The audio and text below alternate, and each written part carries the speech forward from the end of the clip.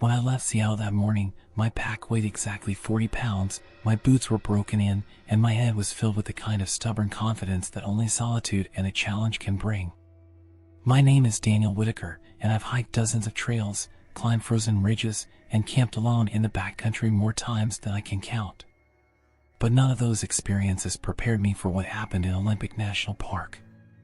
If I had known what waited for me beyond the tree line, I would have never taken that first step.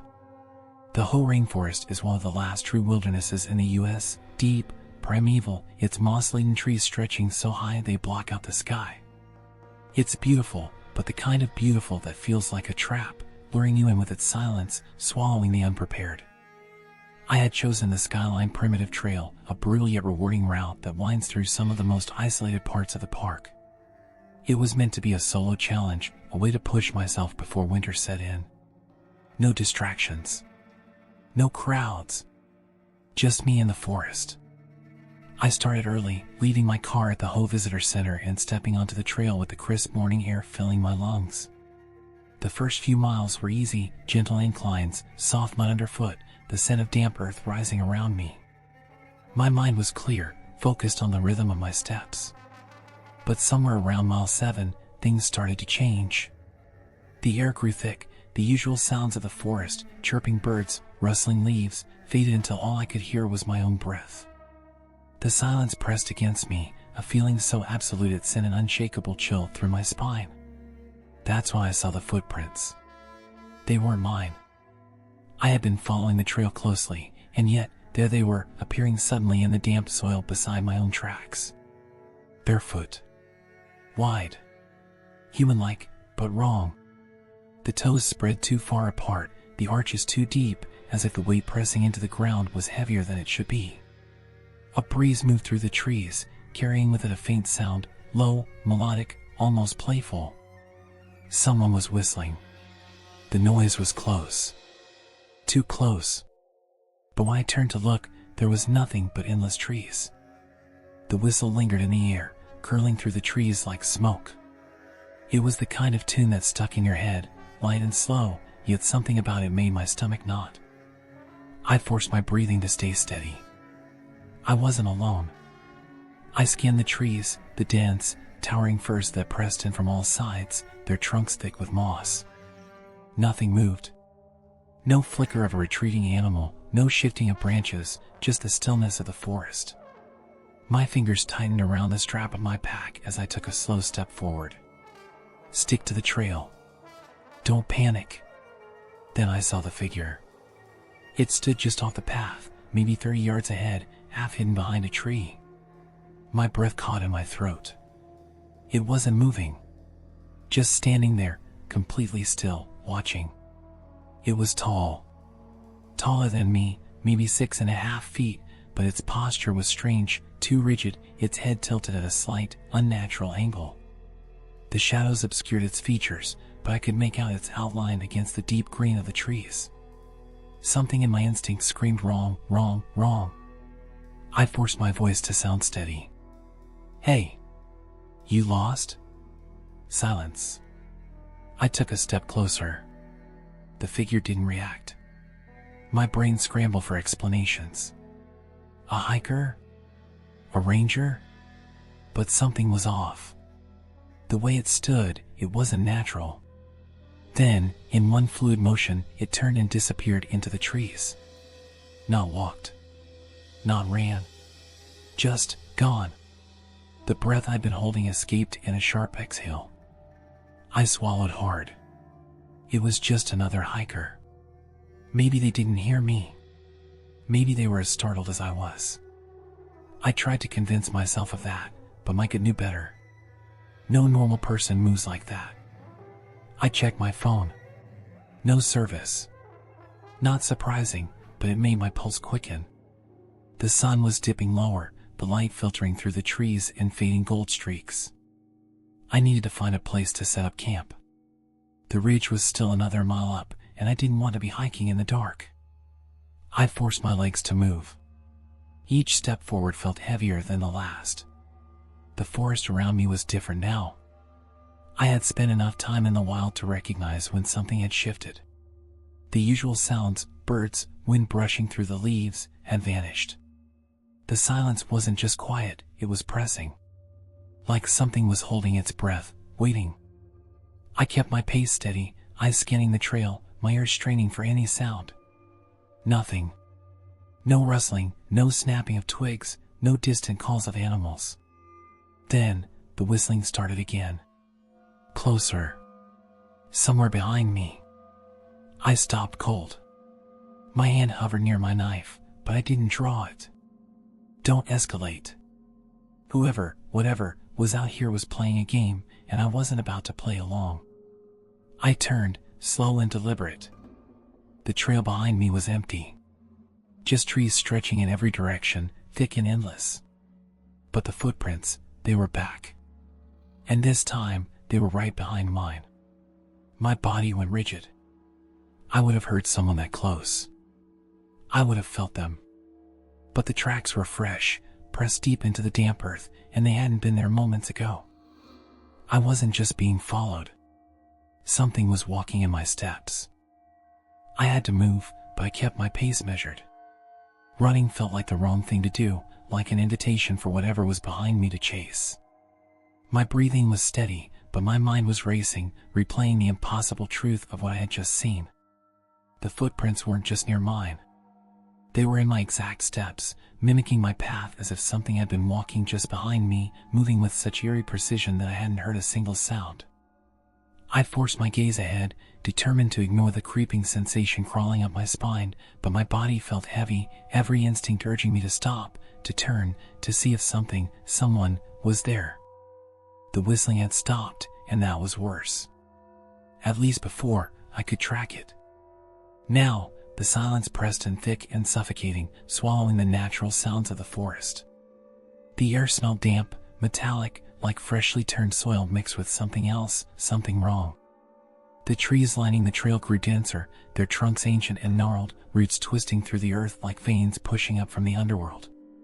My boots crunched against the dirt, a sound that felt too loud, too alone. The path steepened as I approached the ridgeline, my muscles aching from the constant incline, but then, just as I was reaching the crest, I saw something that made my stomach drop. A second trail. It shouldn't have been there. It wasn't on my map, and I had memorized every turn of this route before setting foot in the woods. Unlike the well-worn main trail, this one was strangely clean, its path cut through the undergrowth at a sharp, unnatural angle. No trampled grass, no signs of erosion from years of hikers, just a smooth, inviting path curling deeper into the forest like it had been waiting to be discovered. The more I stared at it, the more it felt wrong. It looked too perfect, like something had placed it there on purpose. I swallowed, my throat dry. The urge to step onto it was immediate and irrational, an itch at the back of my skull whispering that this was the right way, that I needed to follow. Come this way. The thought didn't feel like my own. It felt planted, foreign, like fingers pressing against the edges of my mind. I took a slow step back, blinking hard, shaking my head. No. I wasn't an idiot. I knew better than to wander off the marked trail, especially with nightfall closing in. I turned my back on it, willing my legs to keep moving forward, but as soon as my boot touched the ground, the footsteps behind me mirrored it. Every muscle in my body locked in place. It was right there. The sensation was overwhelming, like standing next to a window with someone staring in from the darkness just beyond the glass. I could feel it behind me.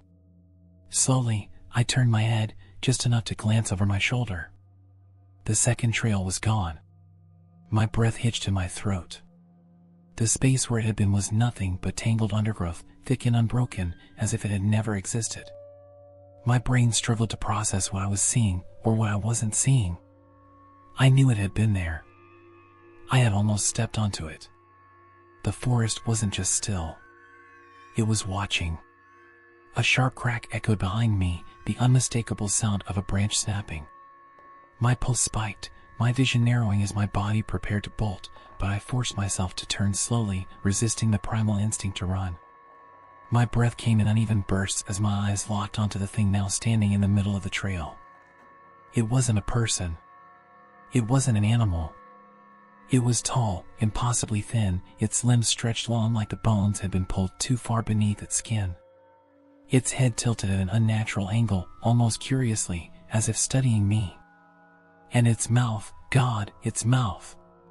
It was smiling, wide and unnatural, stretching far too close to the edges of its face, its teeth too white, too perfect, too straight.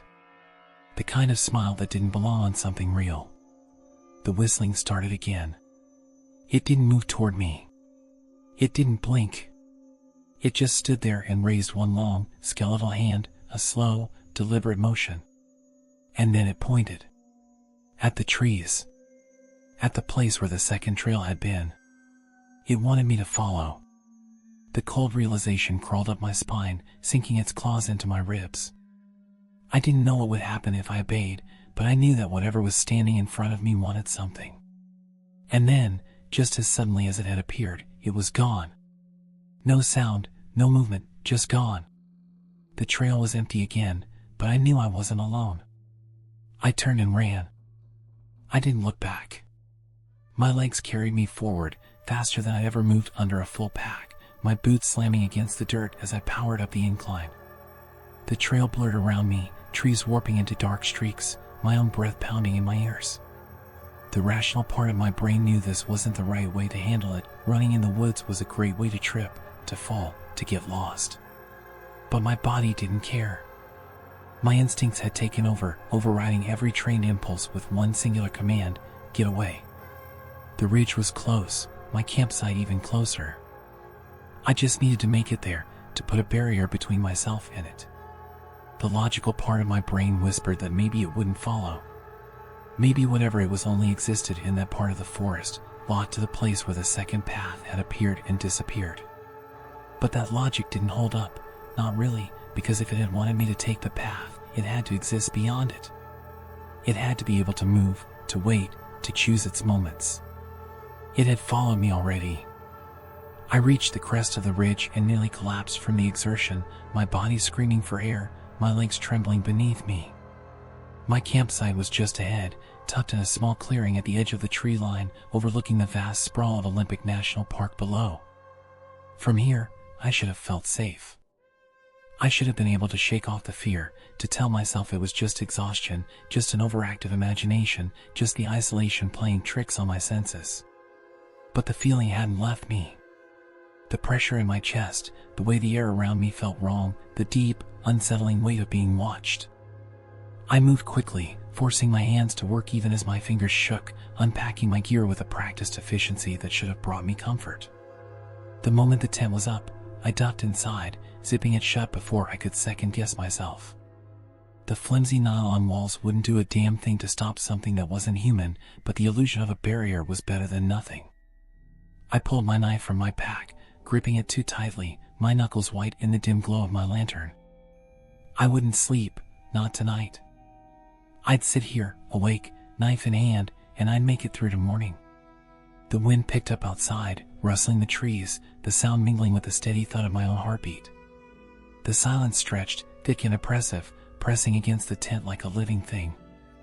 I listened, every muscle locked, every nerve straining. For a moment, I thought maybe, just maybe, I'd outrun it. Maybe I'd left it behind. Then, from somewhere beyond the clearing, the whistling started again. Slow. Melodic. I clamped a hand over my mouth to keep from making a sound. It was closer than before. Much closer. I could feel it in the way the sound curled through the trees, wrapping around the tent, seeping into the spaces between the fabric like it was bleeding into the air itself. The melody was deliberate, a pattern that repeated in a way that wasn't quite right, like a recording slightly warped, slightly off. My fingers tightened around the knife. I wasn't alone. The whistling stopped. A new sound took its place, the soft crunch of footsteps on damp earth. I held my breath. The steps were slow, unhurried, moving just beyond the thin walls of the tent. The ground was damp, the air wet with the evening chill, but there was no mistaking the weight of those steps, the way they pressed into the soil just enough. They weren't human. The footsteps circled once, a deliberate, measured pace, and then the weight of them shifted. Something crouched low, its breath rustling against the nylon. My pulse hammered in my skull, my grip on the knife slick with sweat. Then came the whisper. It wasn't words, not exactly, but something that felt like words. A sound that slithered into my ears, writhing just beneath my comprehension, too close, too low, too real. I squeezed my eyes shut, pressing my free hand against my ear, trying to block it out. But it was inside me now, a pressure against my mind, a presence sinking beneath my skin. It wasn't trying to speak. It was trying to get in. I forced myself to breathe, to think. Running wasn't an option. Staying put was worse. I had to do something. My fingers brushed against the strap of my pack, my thoughts scrambling for anything that could break this moment. And then, as suddenly as it had begun, the whispering stopped. The silence returned, thicker than before. I didn't move. I didn't breathe. I waited. Minutes passed. Then an hour. No more footsteps. No more whistling. Eventually, exhaustion overtook me, dragging me into a restless, fractured sleep. When I woke, the sun was just beginning to rise, the sky a pale wash of orange and gray. I reached for my pack, stiff from staying in the same position all night, my fingers clumsy as I unzipped the tent and stepped out. And that's when I saw it. Carved into the dirt around my campsite, in a perfect, unbroken circle, were footprints. Mine. And just outside them, standing at the edge of the clearing, was the second path. Waiting. The morning light should have brought relief, should have burned away the sick feeling that had rooted itself deep in my stomach, but as I stood at the edge of my tent, staring at the impossible footprints circling my campsite, all I felt was trapped. My boots were still laced, my pack still zipped, my knife still clutched in my shaking hand. I hadn't moved all night. But the prints, they were mine. Each step pressed deep into the dirt, looping in a perfect, unbroken ring around my tent. I hadn't made them. My breath came too fast, my chest tight as my eyes flicked to the tree line. The second path was back, cutting through the undergrowth like a scar, smooth and untouched, as if it had always been there. It wasn't an illusion. It was real, carved into the world as though it had been waiting for me to wake up, waiting for me to see. My brain fought against the reality of it, but deep down, I understood what was happening. I wasn't meant to leave. I gritted my teeth and forced my body to move. The sooner I packed up, the sooner I could get the hell out of here. My fingers fumbled with the tent poles, my movements clumsy, every sound amplified in the unnatural stillness. The forest watched, its silence pressing in like a physical weight. The wind had stopped. The usual morning birdsong never came. The only sound was my own breath, ragged and uneven, and the distant, memory-like echo of that whistle. I refused to look at the path. Everything in me screamed not to acknowledge it, not to give it the satisfaction of my attention, but my body betrayed me. A single glance. A fraction of a second. That's all it took. And that's when I saw the footprints leading onto it. Not mine. Someone else's. Barefoot, wide-set, the same strange shape I had seen before. They started at the edge of my camp, pressing deep into the damp earth, and they didn't walk onto the second path. They appeared. No approach, no lead-in, just a sudden, impossible beginning. I clenched my jaw, forcing my hands to keep working, shoving my gear into my pack without care for the order. My pulse throbbed in my ears, drowning out the last of my rational thoughts. I just had to go. I had to get back to the main trail, push through the last 6 miles, and make it to the visitor center before something else, before it, decided I didn't have that choice anymore. With my pack secured, I hoisted it onto my shoulders, adjusting the straps with stiff, mechanical movements. I cast one last look at the footprints surrounding my tent, the circle so perfectly even it made my skin crawl. The message was clear. You stayed where I left you. You didn't leave. I turned toward the rail trail, planting one foot forward. And the whistling returned. Soft. Close. Too close. The sound drifted from the trees, from the second path, curling around me like a vine, wrapping itself tight around my ribs. It was playful, almost taunting, the same tune as before, but now it hummed beneath my skin. I could feel it inside me, threading through my thoughts, pulling at something deeper, something ancient. The air shifted. I wasn't alone. I could feel it behind me, standing just beyond my line of sight, waiting for me to turn around, to acknowledge it, to see. My fingers dug into the straps of my pack, my jaw clenched so hard it ached. I took another step, and the sound didn't move away. It followed, a step for a step, the weight of it pressing against the world like something testing the limits of reality. The second path rustled. Something shifted within it, just beyond the first turn, something moving too smoothly, too quietly. A shadow stretched along the ground, long and wrong. I did not look. I walked, deliberate, measured, forcing each step forward, keeping my focus locked on the real trail ahead. The whistling stayed behind me, never gaining, never retreating, just lingering. It didn't want to chase. It wanted me to choose. The distance between me and the second path stretched, the real trail unfolding ahead like salvation, each step forward pulling me further from whatever waited in the trees. But then, the whistling stopped. The air collapsed. The forest around me changed. I had moved.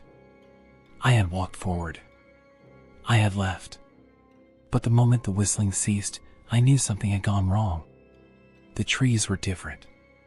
They were closer.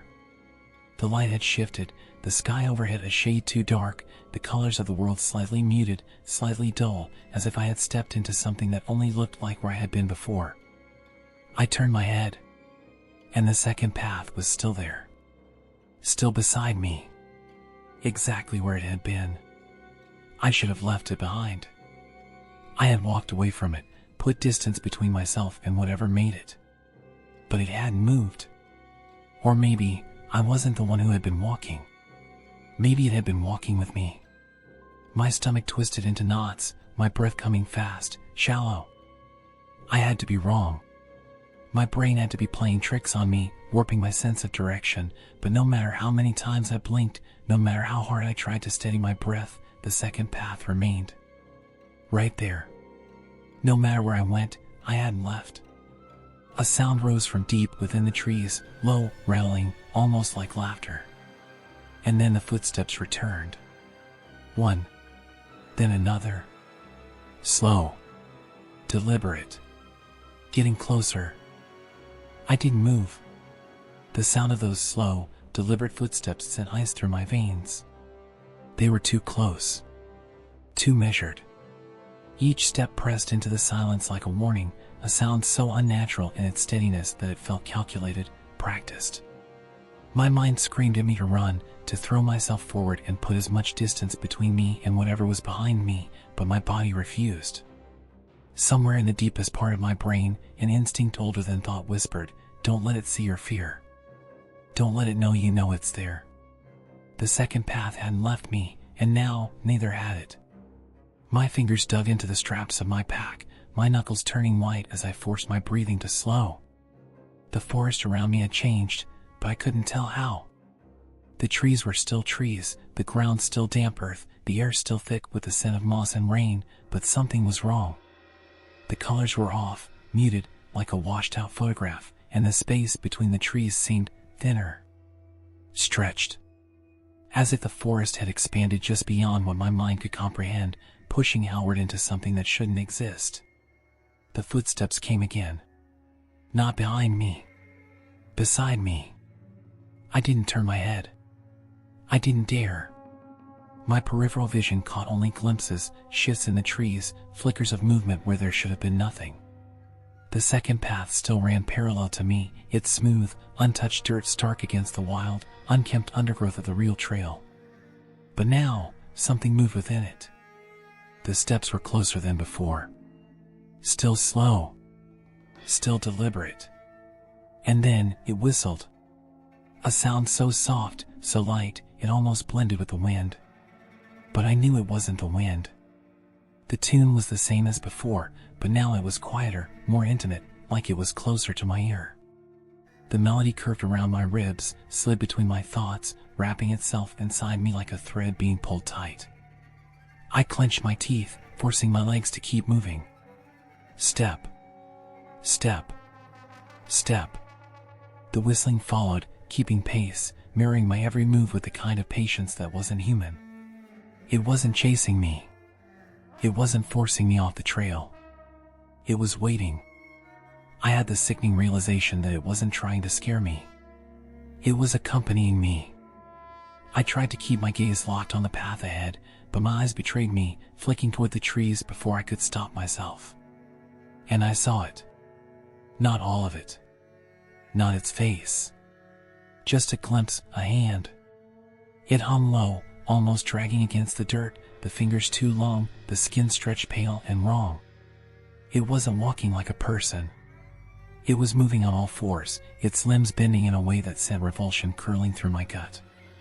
The way it moved, the way it followed, never quite breaking from the path, never quite stepping onto the real trail, it was playing a game. The path wanted me to follow. And if I didn't, this thing would follow me instead. I focused on my breathing, keeping my pace steady. I was almost at the switchback where the trail would descend, where I'd be out of the high woods and back toward the lowland routes leading to the visitor center. I just had to keep going. The whistling stopped. My stomach turned to stone. The silence crashed into me, thick and heavy, so absolute that for a moment I thought I'd gone deaf. My ears strained for any sound, wind, birds, the rustle of leaves, anything. The air had changed. The moment I stepped forward, I felt it. The dirt beneath my boot wasn't the same. It was softer, lighter. I looked down. I had stepped onto the second path. Panic slammed through me so violently I nearly stumbled. I ripped my foot back, placing it back onto the real trail, my breath a ragged gasp in the suffocating quiet. I hadn't meant to. I hadn't even realized I was drifting toward it. It was subtle, a pull just beneath the surface, a tug at my limbs, a whisper at my thoughts. It had been guiding me here. My pulse pounded in my skull as I forced myself forward, keeping dead center on the real trail now, refusing to let my focus slip again. The forest wanted me to be careless. It wanted me to step onto the wrong path without realizing it. I wouldn't let it happen again. I had to be close now. The trail was widening ahead, the land sloping downward. If I could just... The footsteps rushed forward. I didn't think. I ran. The trail blurred beneath me, my legs burning as I tore down the incline, my pack slamming against my back with every desperate stride. The whistling returned, but now it wasn't behind me. It was everywhere. The sound curled through the trees, twisting in the wind, weaving itself around the trail like a net, and I knew, if I slowed, it would catch me. The descent was steep, treacherous, but I didn't care. I vaulted over roots, barely avoided loose rocks, my breath coming in sharp, ragged bursts as I pushed myself forward. The trees thinned, the light growing brighter through the gaps. I could see the break in the trees ahead, the forest opening up. And then, just before I burst into the clearing, the whistling stopped. I stumbled into the open, gasping, my hands on my knees, my chest heaving. The sunlight hit me full force, and for the first time in what felt like hours, I could see the sky. The visitor center was still miles away, but I was out of the deep woods. The weight in the air vanished. No footsteps. No whispering. No second path. I turned, my vision swimming from exhaustion. The tree line loomed behind me, tall and endless. The moment my eyes landed on it, a shiver tore through me. There, just beyond the first row of trees, something stood watching. Tall. Thin. Wrong. And smiling. It didn't move. It didn't whistle. It just waited. And somehow, I knew it would be waiting again. Because I had stepped on its path. And now, I belonged to it. I kept walking. I didn't run, didn't stumble, didn't let my breath come too fast, no matter how badly my body wanted to collapse. I moved with purpose, like I wasn't afraid, like I didn't know that it was watching me from the tree line, like I wasn't thinking about how I had stepped onto the second path, even if only for a second. Because I understood something now. It wasn't about where I went. It was about where it let me go. The open stretch of trail ahead should have been a relief, but it wasn't. The sky above was brighter, but the light didn't feel safe. The trees no longer pressed in around me, but that only meant there were more places for it to wait. The further I walked, the more I became aware just how quiet everything still was. I wasn't out yet. I wasn't safe yet. I wouldn't be until I stepped back onto pavement, until I reached my car, until I put miles of road between me and this place. I reached the trail junction, where the last few miles would take me down toward the visitor center.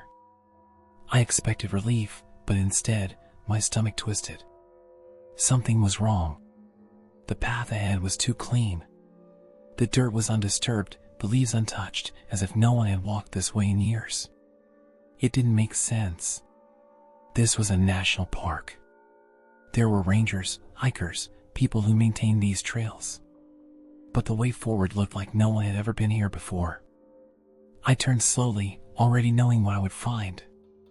The trail behind me was gone. The breath caught in my throat, my body frozen in place.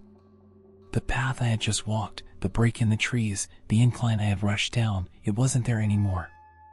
In its place, an unbroken wall of forest stretched behind me, thick and endless, as if I had never left the deep woods. A trick. It had to be a trick. I forced myself to face forward again, toward the only path left. The only way to go now was forward.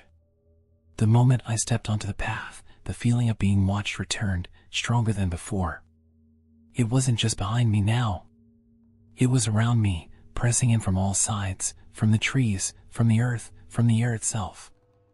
The silence was heavier, suffocating, like the forest was holding its breath. The world around me felt thin. I tried not to look at the trees, but my eyes betrayed me. The shapes were wrong. The trunks twisted in subtle ways, their bark slick with something too dark to be sap. The branches stretched overhead, but their angles were unnatural, curving toward the path, toward me. I kept moving, my body screaming to go faster, but every step felt measured. Like the ground beneath me had changed. The first time I saw movement, I convinced myself it was the wind. The second time, I knew better. Something shifted between the trees, just ahead, just beyond my vision. Not the flicker of an animal. Something larger. Something waiting. The whistling started again. Not behind me. Ahead. My legs locked in place. It was close. Too close. The melody drifted through the trees, curling into the air like smoke, wrapping around my ribs like a noose. The tune was the same, but now there was something new in it, something stretched, distorted. It wasn't just a whistle. It was words. Low, warbled, impossible to make out, but I felt them. They reached into my mind, settled beneath my skin, pulled at the place where my name lived. Daniel. I never heard it, but I felt it. The air around me shifted, the space between the trees stretching, the sky overhead darkening too fast.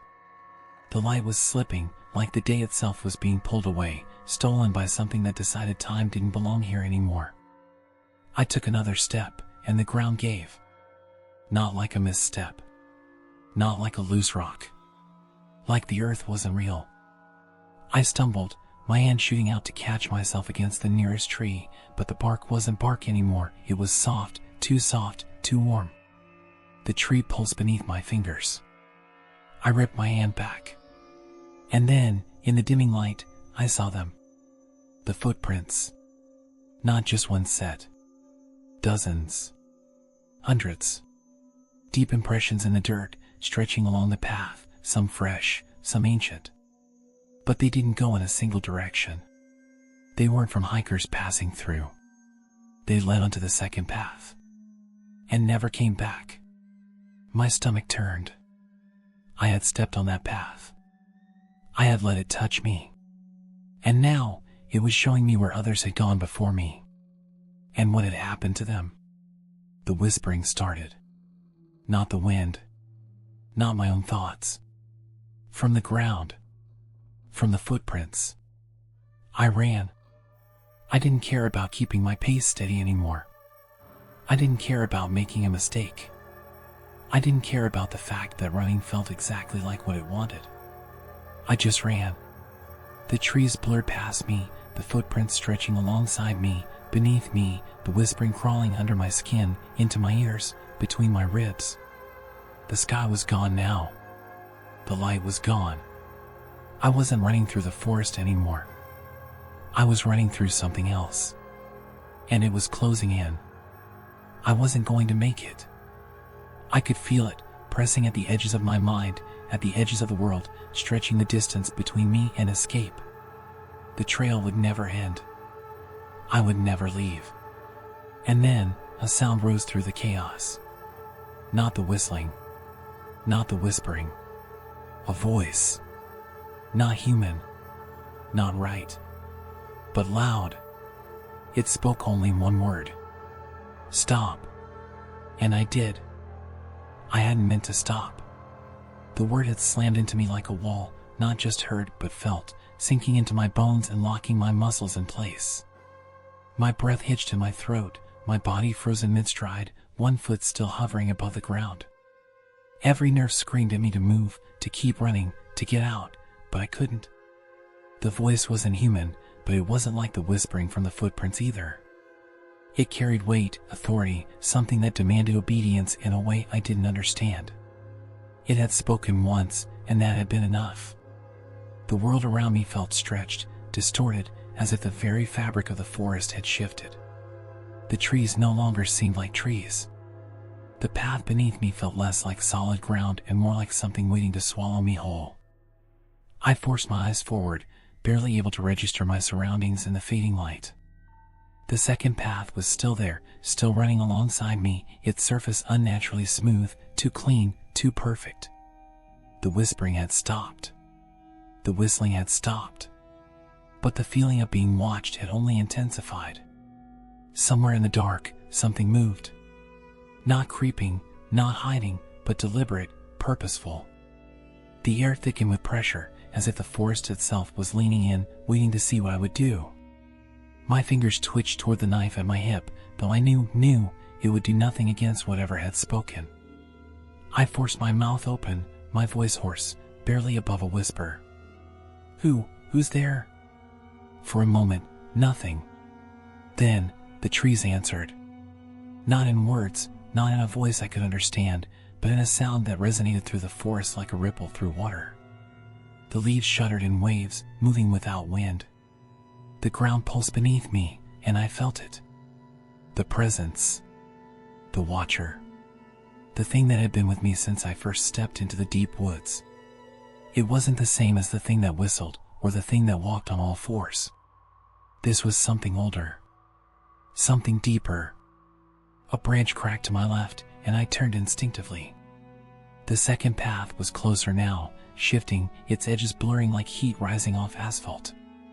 The footprints leading onto it had multiplied. Some were human. Some were not. The earth around them pulsed, as if breathing, as if waiting. And then I understood. I was being given a choice. The second path had always been there. It had been waiting for me to accept it. I had stepped onto it once, but I had pulled back before it could take me fully. Now, I had been stopped. Now, I had to decide. The voice that had commanded me to stop had kept me from running forward because there was no forward anymore. The real trail had vanished behind me. There was nowhere to go. Either I stepped onto the second path willingly, or I stayed here, with it. The trees groaned, the sound vibrating in my chest. The world dimmed further, darkness thickening at the edges of my vision. My fingers clenched, my mind racing, searching for another way, another option. But I had seen the footprints.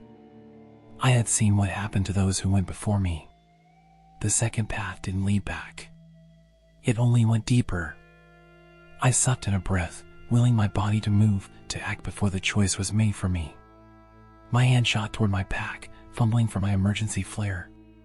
My fingers found it, shaking as I tore it free, ripping the cap off and striking it hard against my leg.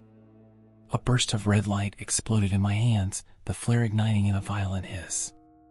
The glow illuminated the forest in a stark, unnatural hue, casting shadows that twisted and recoiled as if alive. The air shook. The sound that had commanded me to stop trembled, warping into something unreadable, something angry. I didn't wait. I ran. The flare swung wildly in my grip, its smoke curling behind me as I tore down the path. The world around me shifted, the trees twisting, the second path flickering in and out of existence beside me like a mirage. My lungs burned, my legs screaming with exhaustion, but I didn't stop. The flare was my only weapon, my only defiance against whatever had been pulling me in. The light ahead brightened. A break in the trees. The flare crackled in my hand, burning lower, the red glow flickering. I pushed forward, every muscle screaming as I burst into the clearing. And then, the world snapped back. The trees were normal again. The sky was normal again. The air was normal again. The pressure vanished in an instant, like a weight had been lifted off my chest. I staggered forward, my legs barely holding me up. The visitor center was just ahead, its roof visible through the thinning trees. I didn't dare look back. I didn't want to see if the second path was still behind me. The visitor center sat at the edge of the forest, its wooden walls bathed in the pale light of early evening. It should have been a relief, the sight of civilization, the promise of safety, but as I stumbled toward it, my pulse still thudding in my ears, I couldn't shake the feeling that I hadn't truly left. The air was lighter, the weight that had pressed against my chest deep in the forest gone, but something clung to me, something unseen, something that refused to let go completely. I didn't slow down. My boots hit the gravel path that led to the building, my body still trembling from the adrenaline coursing through my veins. The flare in my hand had burned low, its dying embers casting flickering red shadows across my fingers. I tossed it to the ground, watching the last of its light smolder against the damp earth before I forced myself through the doors of the visitor center. The ranger at the front desk barely glanced up. She was middle-aged, her uniform crisp, her expression bored as she flipped through a laminated pamphlet. The normalcy of it nearly knocked the wind out of me. My world had unraveled in the last 24 hours, my mind fractured under the weight of what I had seen, what I had almost followed, and here she was, just a woman at a desk, her biggest concern probably some tourists getting too close to an elk. I approached the counter, gripping the wood so hard my knuckles turned white. "I need help." My voice came out hoarse, barely above a whisper, but something in my tone made her eyes snap up. She frowned, setting the pamphlet aside, giving me a once-over. "You all right?" I swallowed, trying to steady myself. Something was out there. Something, I hesitated, the words tangling in my throat. How could I explain what had happened? That the forest had changed around me? That a path had appeared and disappeared, that I had seen something that shouldn't exist, that I had heard my own name without ever hearing it? The rational part of me knew how insane it sounded. The ranger would either think I had gotten lost and panicked, or worse, that I was suffering from exposure. But I had to say something. I stopped, choosing my words carefully. "I think there's someone out there. Not a hiker. Something else." The ranger's face barely changed, but I caught the way her fingers twitched against the desk, the brief flicker of recognition in her eyes before she masked it behind a professional expression. "Where?" "Off the Skyline Primitive Trail. Maybe 5-6 miles in." I hesitated, shaking my head. I don't know how to explain it. The trail changed. I lost the path, but there was another one. A second trail. And my voice faltered, but I forced the words out. I wasn't alone. She didn't ask me to clarify. Didn't ask me if I'd been drinking, or if I had taken something, or if I had maybe just gotten turned around in the dark. She just stared at me for a long moment before exhaling through her nose and reaching for a small notepad. "Did you step on it?" The question hit me like a punch to the gut. My breath stalled, my vision tunneling. She said it like she already knew the answer. Like she had asked it before. My stomach churned. I did. Not for long. I pulled back. The ranger pressed her lips together in a thin line, nodding to herself like she had already expected that response. And did you hear it? My fingers clenched against the counter. The whistling? Her gaze darkened. Did it say your name? I felt the floor shift beneath me, the weight of the moment pressing into my ribs. My mouth was dry, my pulse hammering. Slowly, I nodded. The ranger closed her notepad, her fingers tapping once against the wood before she stood. Come with me. She led me through the visitor center, past the rows of maps and wildlife guides, past the shuttered gift shop and the vending machines humming softly in the corner. We reached a door marked authorized personnel only, and she swiped a keycard through the lock before pushing it open. Inside was a small office, cramped and cluttered with paperwork, a radio buzzing faint static in the background. She gestured for me to sit, but I didn't. I stood stiffly in the doorway, my nerves still thrumming with unease. The ranger sat behind her desk, folding her hands together, her face unreadable. I need you to listen very carefully, she said. You're going to go home. You're not going to talk about this. You're not going to write about this. You're not going to think about this any more than you have to. Her voice was steady, but there was something behind it, something strained. And if you ever come back here, you stay on the marked trails. You never walk alone. You never stay past dusk. And if you hear whistling, no matter what. Her eyes locked onto mine. You keep walking. A cold dread settled in my stomach. What happens if you follow it? The ranger didn't answer. I stared at her, searching her face for some kind of explanation, some reason why she wasn't shocked or confused or questioning me like any normal person would. But the look in her eyes told me everything I needed to know. She had heard this before. She had seen it before. She had probably watched hikers disappear before. My throat tightened. What happens if you step onto the path? Her jaw tensed. This time, when she spoke, her voice was softer. Then you don't come back the same. The words clung to me, an unshakable weight that followed me out of the visitor center, down the winding road back to my car. I didn't remember unlocking the door, didn't remember starting the engine, didn't remember pulling onto the highway that would take me home. My body moved on autopilot, but my mind was stuck in the woods, stuck on that second path, stuck in the moment I had made a mistake. Because I knew, even as the miles stretched behind me, even as the trees thinned and the forest disappeared in my rearview mirror, that something had changed. I had left. But something had followed.